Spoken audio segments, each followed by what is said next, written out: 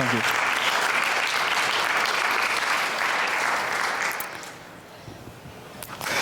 All right, so welcome everybody. Thank you for joining me here during the Germany game. Today I will tell you about animations and transitions, what they actually are, why you should use them, how they can help you in your app, and how you can actually use them and implement them. And finally, also, I will briefly touch motion layout, which just came out today, so that's very new. My name is Jossi Wolf. I'm not a high school student anymore, which is really nice. I just graduated a few days ago, and I'm a thank you. So yeah, I'm finally free until October when I will start uni. And I'm a freelance Android developer from Hamburg, Germany, and by now I also do some organization with the GDG Android Hamburg, so if you ever want to speak in Hamburg, just ping me. All the slides will be available later, like in a few hours, on speakerdeck.com/JossiWolf. I'll put up the link later too. First of all, a bit of, pre-context. This talk is API 21+. I'm so sorry for everybody who has to support lower, but it's really just way easier API 21+. And this Twitter account said the min SDK is 21, so I guess that's fine. Also, it's the Germany game, so, well, the video doesn't play, but, I will get really, really sad if I don't know when a goal is happening. So maybe if you are watching a live ticker, I just ask you to either be really, really quiet and don't tell anybody about it, or scream real loud so I know and I can celebrate. But with that, let's actually get started. Oh, there's the GIF. So yeah, I will get really sad. I searched for a sad Angela Merkel GIF, but there wasn't any. So let's start with, the actual content. We all know material design and by now material theming, and we know all the cool stuff and how nice it looks, and we know the pains of actually implementing it in our apps. So this is a video I took from the material documentation, and it's about material motion. And there are several things about material motion which we'll learn today. So a while back I was working on a side project of mine for a service that our school used, and it had a website which wasn't really responsive.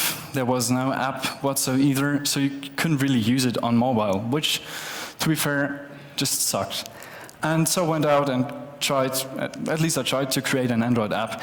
And at one point, I thought, all right, now I show the data and it looks fairly nice. Now I want to make it more smooth. I want to add some animations and transitions. And I want to do this awesome stuff that the material design documentation shows. And just, I don't know how, but I stumbled upon this animation or transition on the Google Play Store, which, to be fair, looks really, really sweet. And I tried to implement it, and I tried it over a course of 2 weeks, and I failed. It was so fucking hard. I mean, come on. You all know the pains of, animating things and transitioning things. Otherwise, you wouldn't be here, I guess. But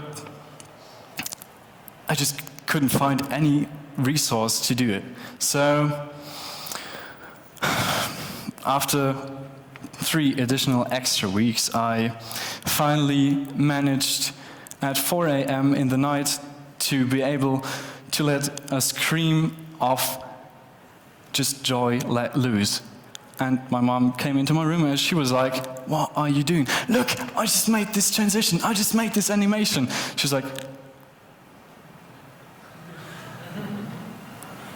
she actually had the same reaction as my now manager or project manager when I told him that we should actually add animations and transitions to our app. He was like, "What?" I mean, it costs time, it costs money, time is money, you know it, right? So, no, we won't add it, we have to add core features. He was like, "What if I told you it is a core feature?" He was like, "What?" Animations and transitions are actually important. I'm not a UX designer, And there are good reasons for that, but I can tell you as far as animations and transitions help to provide context for the users. So just, looking back at our transition from before, we immediately know what will happen when we click on an element. We know, all right, this is Game of Thrones, this is Walking Dead, and it just helps us understand the app more easily. Of course, you could do it without the animation and transition, but first of all, it wouldn't look as nice, and second of all, it would just be way harder to understand. And then, I told you about the story and about the problem, but yeah, how do I actually do it? There are two parts to that. And first of all, I'm gonna look into how you can mentally approach this problem. First of all is to break it down into small pieces. I mean, maybe you would have hoped for some kind of magic thing, but I can tell you there isn't. But breaking it down into small pieces can actually help you and feel like small magic. So let's do that. Let's look at the animation transition. We see there's some stuff going on, and the easiest thing is to just slow it down. So what we can see is there's a circular unreveal, which we'll wait for, and then this element moves, and then there's a circular reveal starting from it. All right, so let's write it down real quick so we keep it in mind. We'll look at what that actually means on Android later. And of course, when we hit the back button, we want such a nice animation and transition too. So looking at that, looks really nice. Props to the Google Play team, by the way. And we also will slow that down. So we'll see, well, it's not slowed down, but we see that there's a circular unreveal, and then the element moves back to the first screen, and then there's a circular reveal. So actually it's just like before, just the other way around.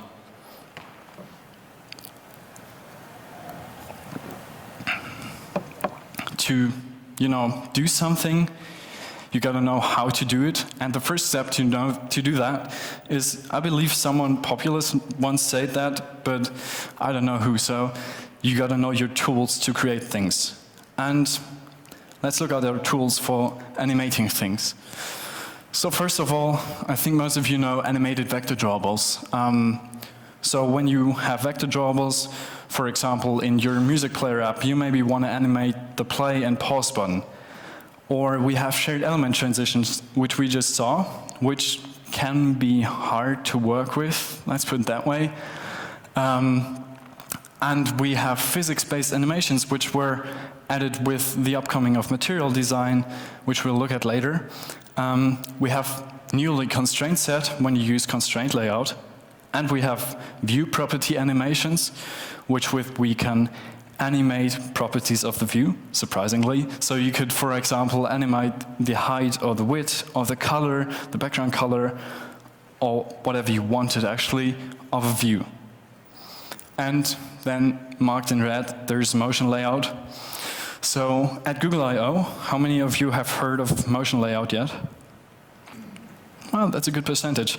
So motion layout is basically a version of constraint layout or a subversion of constraint layout that helps you add animations and transitions more easily. And Google announced it at Google I/O. And actually, just this morning, they posted the first alpha version of this layout online. So we will briefly touch that later. But basically, motion layout helps you to create animations and transitions in such a new way, which has not been there yet and is really, really awesome. And it's backward compatible to API 18, so that's good for the poor souls of you who are not API 21 yet. So let's actually, get to the coding part, because I could talk about UX and UI, but first of all, we start out with a simple recycler view. This, by the way, is why I'm not a UI designer. So we just have items, and just like in Google Play, we have this circular reveal, or we have this circle view. And we wanted to transition to our not so fancy detail page. And it should look like this once it's transitioned. So let's actually start out with our detail page, because we can all create a recycler view. We have a collapsing toolbar layout. In that we'll add a constraint layout, and in that we'll add an image view and a rounded color view. So you may ask, well, rounded color view, and why do we actually need that stuff? But we actually do need it. We want to create like a custom title and custom background for our collapsing toolbar layout. Turns out collapsing toolbar layout isn't too well customizable at all. So this is what we just gotta do. This image view serves as our background, which will be revealed. And the rounded color view is the shared element, which we'll look at in a second, from which this circular reveal will start. And of course, we gotta have a toolbar. And now in our UI layout editor, it looks like this. So fairly weird, and we'll see why it's cool in a second. So starting from our recycler view and our items, we can just simply start certain intent, and we'll make it to the second activity, plain old stuff. And then what we will do to create a shared element transition is to create those transition activity options. We'll tell it to make a scene transition animation, all right, from this context on this view, which is, in this case, this rounded color view we just saw. And we'll give it the transition name of this view. This transition name, if you haven't worked with shared element transitions before, is for the Android framework to know, all right, this view is this view in the other screen. Last but not least, we'll of course just start the activity just as usual, and we'll pass the transition activity options. So now when we click on an item, it looks like this. Yeah, it's all right, it's the first part. So now we want the circular reveal, right? That's the cool thing about it. So luckily, the Android framework provides several methods for animating things, and also a circular reveal method. So it takes some parameters: the view, the center, the start radius, and end radius, of course, and returns an animator, so we could even customize it if we wanted to. Most times we don't really need to customize it.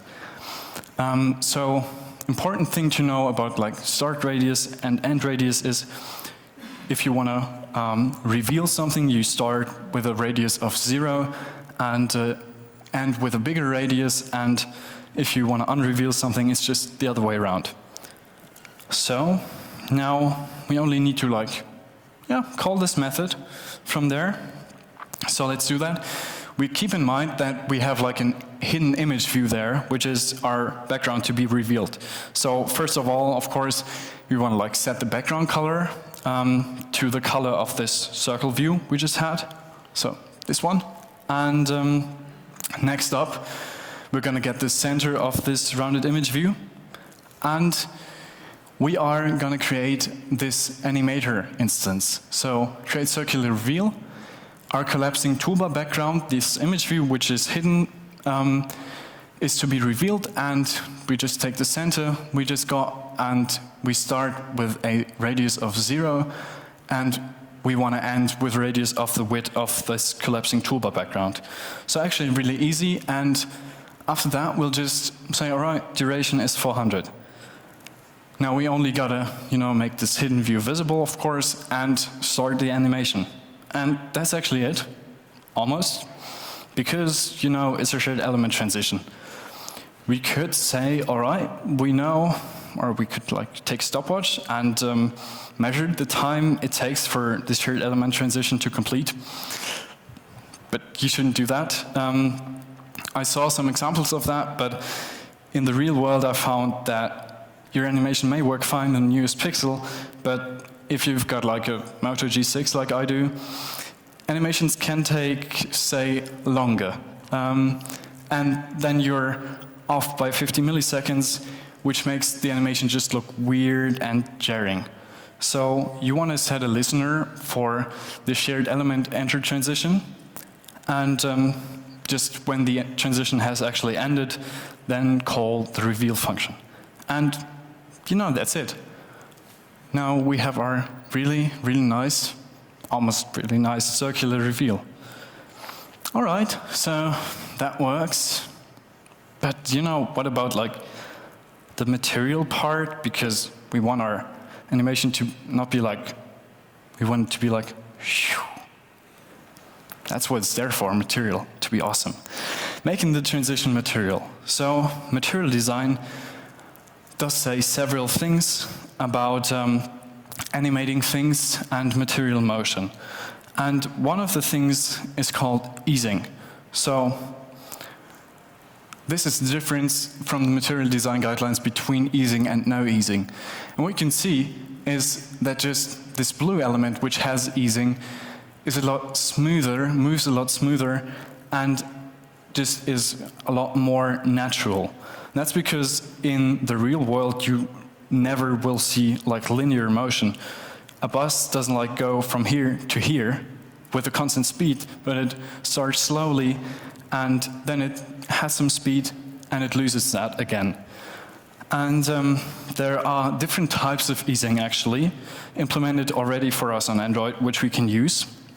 So there are lots of types. I will just show you some. Standard easing, which is like, it starts rather slow, then gets a constant speed, and then slows down. There is decelerate easing, so it will maybe work. It will start faster and then actually decelerate and slow down. Or the opposite, which is accelerate easing. So the element moves faster towards the end of the animation. Those easing differences of easing can be used as much as you want. And mostly I do recommend standard easing because you rarely use accelerate or decelerate easing. So the other thing the material design documentation says about material motion is real-world forces like gravity inspire an element's movement along an arc rather than in a straight line. And maybe you've seen that in this Google Play animation transition we just had. The element goes like this and not like this. And that's actually important because it's the same thing of nothing in the real world being proper linear. And it just gives the user something that is known to him and makes him feel more welcome. So it's actually pretty important to actually add that to your animation, because otherwise it's not worth as much as with material motion. So let's do that in code or XML. We can define a transition set, which is basically just a collection of transitions. We can tell the Android framework to have a transition ordering, so either together or we can execute those in non-parallel after each other. And in our case, we only have this one transition, which is change bounds. So when the bounds of a view are changed, we tell it to use an arc motion. And that's just really simple. So our element moves along an arc. We define this maximum angle, or actually the angle of 90 degrees, to achieve a natural feeling.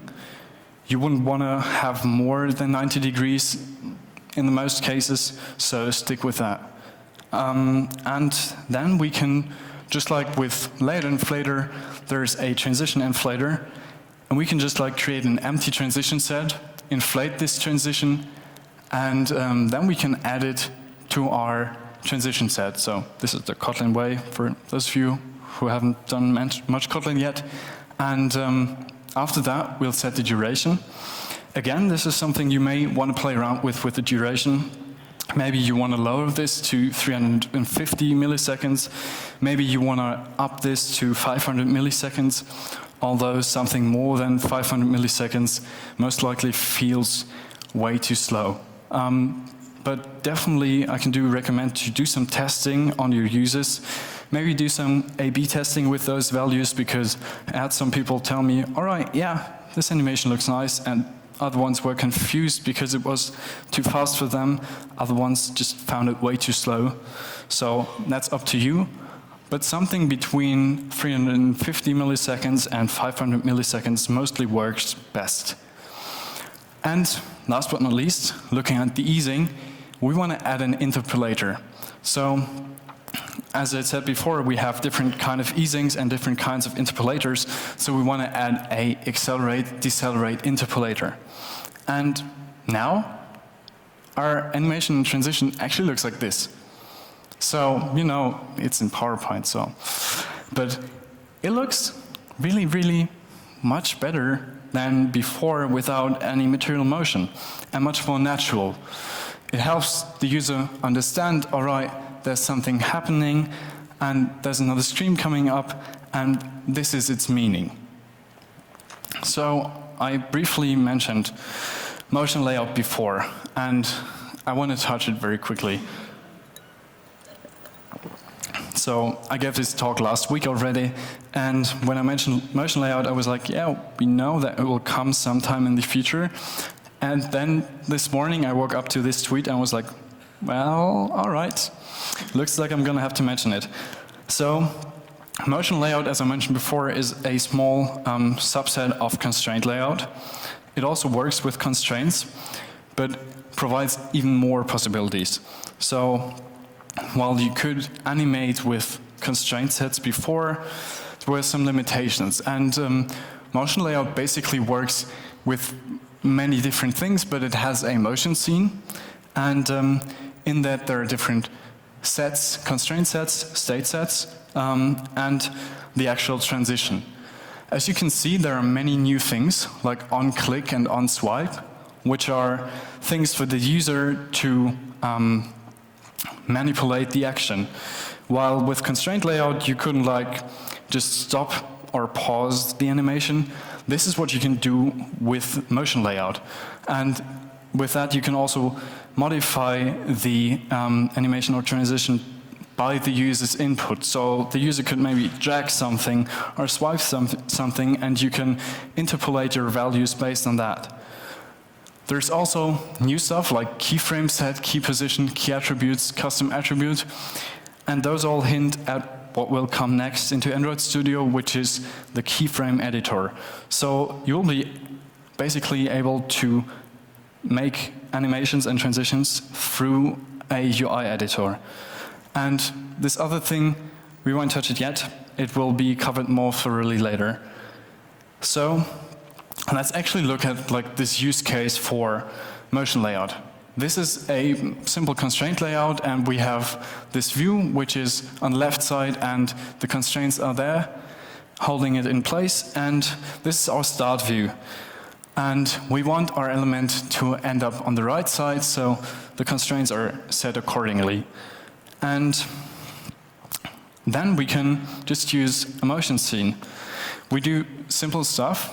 Actually, we also add a transition that we knew before, and we'll tell it with the motion namespace that we have this start constraint set. So our view so our layout where the view is on the left side, and then we have this end constraint set where the view is on the right side. And of course, we can also set the duration. We could do that programmatically, whatever you want. And what we see here is on swipe, which is basically a user modification from swiping a button. So that's what you can do. It's really cool, and just play around with it. And to make it material, we can do that here too, because right now it would be just linear, and that's not too nice. We can also add an interpolator. There are many interpolators, so I would recommend the accelerate, decelerate interpolator. But just so you know how many there are, a lot. Those are all in the Android documentation. And I can definitely recommend you to check it out and try it. Next, keyframes. For the UI editor, which is not available in Android Studio yet, but obviously will be in the coming weeks, we can define actually a keyframe set. So we have a transition, and we tell the Android framework that at frame position 50 on a scale from 0 to 100, so actually at the half of the animation or transition, we want the Y percentage to be raised by 25%. And the target is our button, and we don't care about the type for now. And then it actually looks like this. And that's how easy keyframes work and how you can use them. So, as a conclusion, implementing animations and transitions can be tricky, especially if you've got your project manager, breathing down your neck and telling you, complete that feature today.